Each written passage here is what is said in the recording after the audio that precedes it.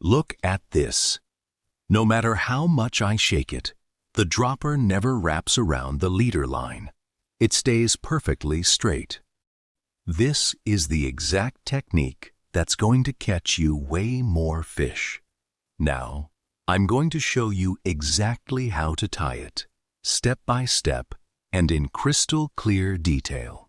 Make sure to learn this and save this video right now so you can practice it later.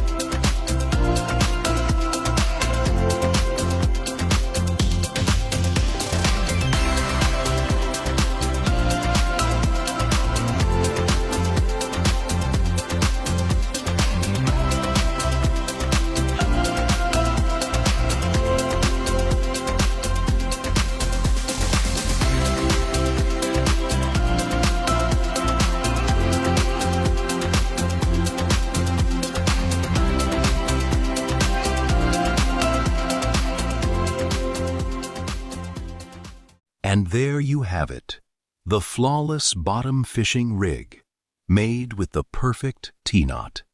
Don't forget to save and share this video with your fishing buddies. Wishing you all tight lines, and I'll see you in the next one.